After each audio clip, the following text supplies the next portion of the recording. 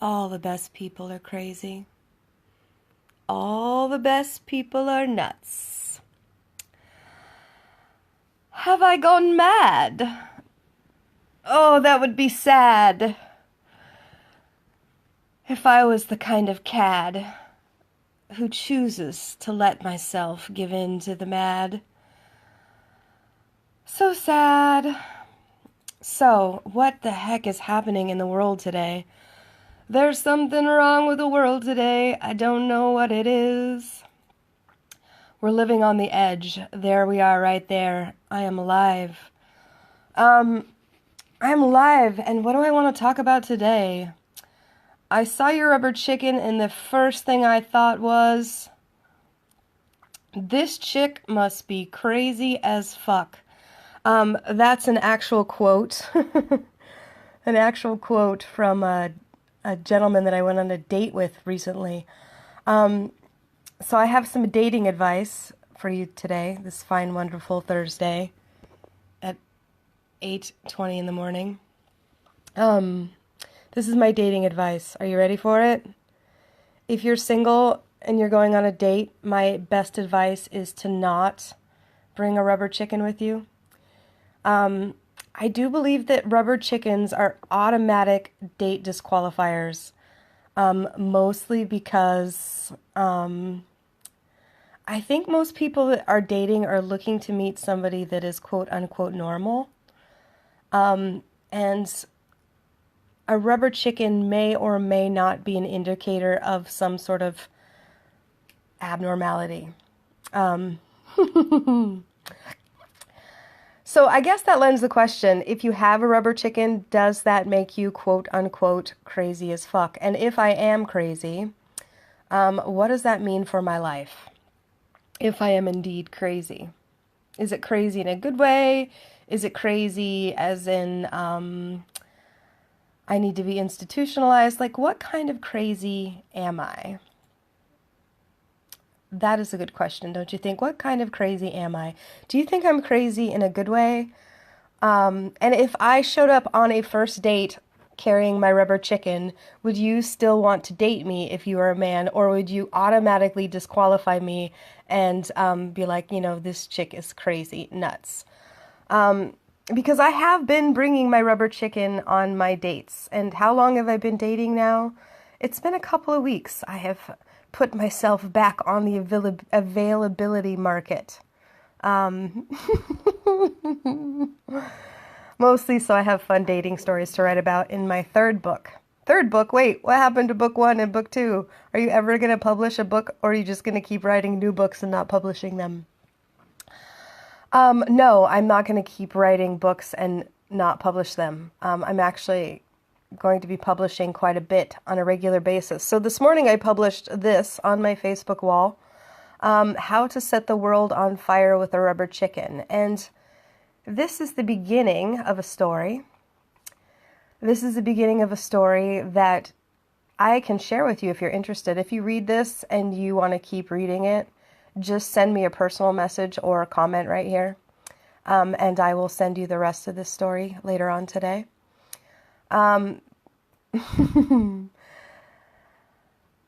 Dating with a rubber chicken. What do I think of people that,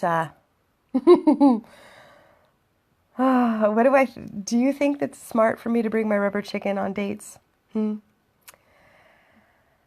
Inquiring minds want to know. I'm kind of on the fence. Actually, I'm not on the fence at all. I think that I should bring my rubber chicken on every first date.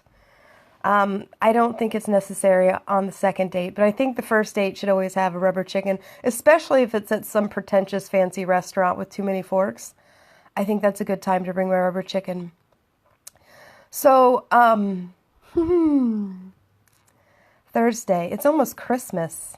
Holy Moses, Ola, do you know that it's almost Christmas? And you want to know something else about it being almost Christmas? I have not done any Christmas shopping. I haven't done any Christmas shopping. I have actually thought very little about Christmas. I'm not planning on cooking a Christmas meal. I don't even think I'm planning on celebrating. I did go see Christmas lights the other night, fantasy lights. And I will tell you that my Christmas Fantasy Light experience was not kid-friendly. My Christmas Fantasy Light experience was very adult. And that is a naughty little story that I may or may not write about in my book. So I had naughty fantasy Christmas lights. That's the extent of my Christmas cheer, which would probably put me on Santa's naughty list, which means that I'm going to get nothing for Christmas except for spankings. And at this point in my life, I think spankings could be a lot of fun. If you're crazy, like me, and we've already established that, yeah, I'm entirely bonkers, like Alice. Like Alice through the looking glass, Amber in Wonderland. This is the land that I'm in, Wonderland. I wonder if I'll ever publish a book. I'm sure that most people have given up on that, but I haven't. So the reason I decided to make this live video this morning is just kind of to keep myself in check more than anything. I think we have like 5 days until Christmas, right? Is it like 5 days until Christmas? And my original goal, I always have these original goals, was to have the book published by Christmas time. So we've compromised a little bit. I've started releasing the book on YouTube because as I started polling and talking to people, I realized that most of the people I know don't like to read anymore. Holy heck, who's calling me? My mom is calling me. Decline. Sorry, Mom, I'm making a live video. I can't talk to you right now. A lot of people don't like to read anymore, so okay, fine. I'm still going to write and publish a book and books. But in the meantime, to cater to my non-reading friends, hold on, let's go here. I'm going to show you. Are you ready? Whoa! Hold on. To cater to my non-reading friends. Rubber Rooster Media. Rubber Rooster Media. Oh my gosh. I started posting the beginning of one of my books. This book is How to Make $10 Million with a Rubber Chicken. I started posting the chapters on my YouTube channel, Rubber Rooster Media.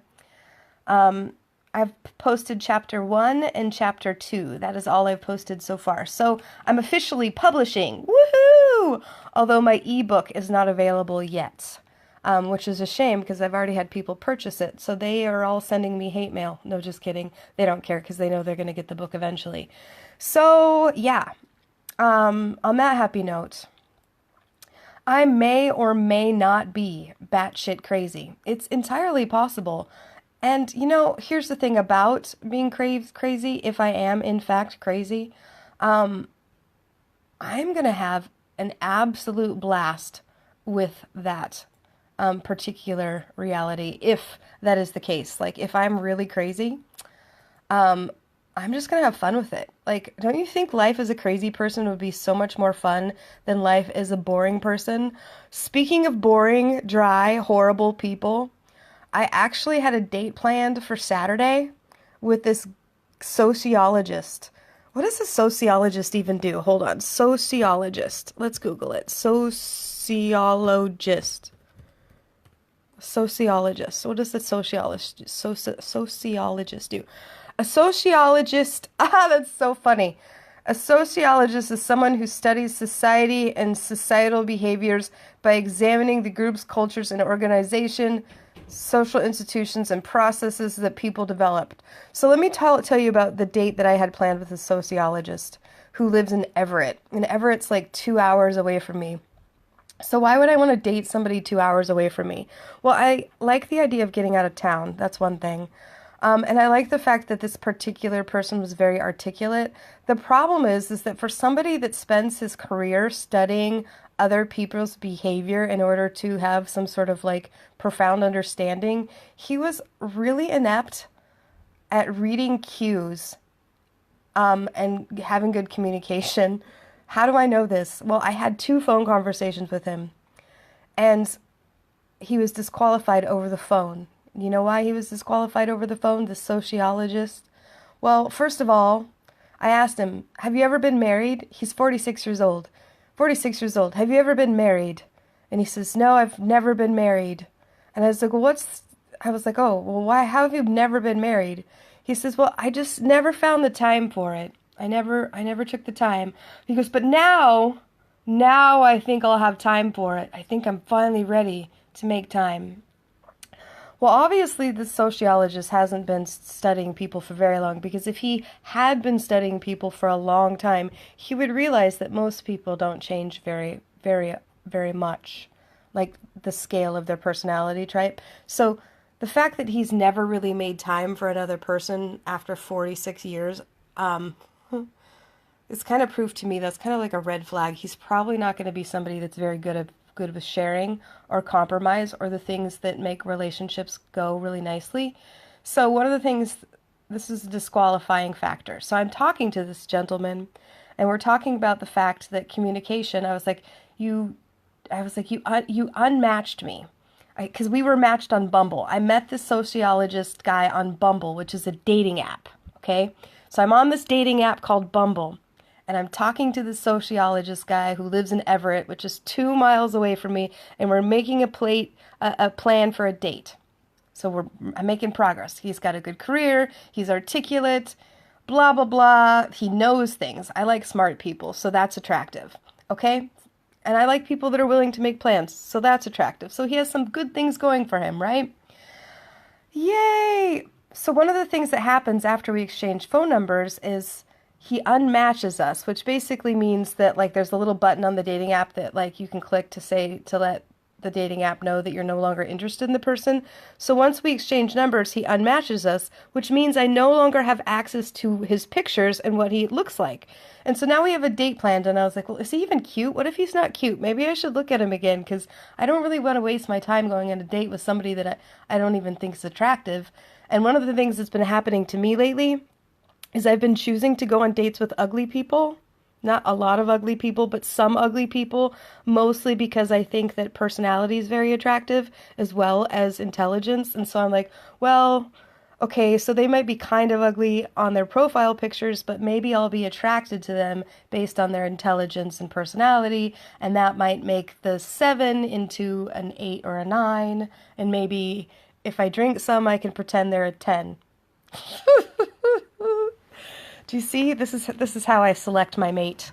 Okay, so anyway, sociologist guy. He unmatched us in Bumble. We have a date planned for Saturday. I can't remember if he's good looking or not, so he gives me a phone call after I send him a brief text saying, hey, can you send me a picture again? He sends me a picture. Well, he doesn't send me a picture. He calls me, and he's like, hey, what are you doing? I'm like, I'm riding on the exercise bike. And he was like, oh, okay. And I was like, so if you don't mind me breathing heavy, we can keep talking. And he was like, I don't mind you breathing heavy. And I was like, good. So anyway, so I'm breathing heavy. I'm talking to the sociologist guy, and I'm like, hey, can you send me a picture? And he kind of like makes a funny sound when I asked that. He was like, well, you're going to be seeing me on Saturday. And I was like, well, yeah, I'm going to be seeing you on Saturday, but I forgot what you look like. So can you send it so when I show up for our date, like, I know who I'm looking for? And then we get to talking a little bit more, and we were talking about video messaging. And I was like, do you have the Marco Polo app? And he was like, the Marco Polo app? What is that? And I was like, well, it's a video messaging chat app that you can use. And he was like, no, I don't have that app. He was like, do you have, he was like, I have FaceTime. And I was like, well, I don't have an iPhone, so I don't have FaceTime. And he was like, well, we could do the WhatsApp app. And I was like, I don't like WhatsApp app. I was like, I just got done telling you, I use Marco Polo. My friends use Marco Polo. You should download it. And then he goes on to say, well, we could Skype. What do you think about Skype? He was like, and then he goes, are you sure you don't want to use the WhatsApp app? And this is the point in my mind where, like, things start to click over for me, and I start to get really, well, the word that I want to choose is sardonic, which is worse than sarcastic. This is the point of me where I'm like, I start to go a little bit gangster. A little bit gangster? No, a lot gangster. This is the point where I'm like, listen here, motherfucker, you dumb-ass cunt. I don't actually say those words because they're not very ladylike, and they're not really great for, like, getting people to fall in love with you. But this is the way my brain is thinking. So I'm like, I'm thinking in my head, listen here, you dumb dick. I did not say I wanted to Skype with you. I did not say I wanted to FaceTime with you. I did not say I want WhatsApp app. I said, hey, guess what, motherfucker? I'm on Marco Polo. You should be on Marco Polo too. That's pretty much what I said. But this dude, this sociologist guy who's super, super smart, who studies behavior, who studies people, he can't get that simple thing. That I'm not saying I want to download something different or be different. I want you to come into my world. But he didn't get the cue. Or he got the cue and he didn't care because he wants me to follow his way. So this is the compromise that we're already having a problem with. We haven't even had our first date and we're already having a problem compromising, right? Holy shit, right? Fuck. So obviously, we're not marriage material. This guy's supposed to be driving down 2 hours for a fucking date. I'm already not into him, and I don't even know if he's attractive. And I'm not attracted to him. So I sent him a text this morning, and I canceled our first date. And he sent me a text back that was like, I completely agree. Good luck to you then. And I'm like, oh, God, I seriously dodged a bullet there. So now I'm back to being single, celibate, and bitchy. Holy shit. But I am making progress, and I am going to take my rubber chicken with me on my dates, at least the first date, because it's just my thing. It's a part of who I am, and if you are too small-minded to see the brilliance, and I am really brilliant, if I say so myself in my most narcissistic tone, then I guess we just can't be friends. Reading the comments, Joshua Michael Williams Sr. says, LOL, bye Felicia. He says, LMFAO. You're freaking hilarious. Yes, hilarious and single, because it's going to take a special kind of person to fall in love with me. I'm already figuring that out, which is totally cool. I can be single. I'm good at being single. I have it down to a science. In the meantime, I saw your rubber chicken, and the first thing I thought was, this chick must be crazy as fuck. Let's just leave it there. Soundtrack of the day, Crazy Train by Ozzy Osbourne. Let's leave it there. Let's find that song together. YouTube, Crazy Train. And now I'm going to go to the gym. Because there's another crazy song. Crazy Train by Ozzy Osbourne's awesome. And then there's Buck Cherry, Crazy Bitch. Like, let's listen to Crazy Bitch by Buck Cherry. So this is what I'm going to do. I'm going to go to the gym. And I'm going to work on my sexy body. And I'm going to listen to I'm going to listen to Crazy by Buck Cherry. Buck Cherry. Crazy Bitch. It's Crazy Bitch, right? Isn't that what it is? Crazy Bitch by Buck Cherry? Right there it is. There we go. This will be my cardio song for the morning. So yeah, I might be crazy, but I'm a lot of fun, and I'm going to the gym, and I'm going to eat healthy today. And I've got a lot of really awesome, fun things happening in my world. And the guy that I ultimately end up with, he's going to be a lucky, lucky, lucky, lucky, happy, happy man. That's what I know. So on that happy note, the life you live is a choice. May your day be filled with smiles. This was Amber Garibay Life.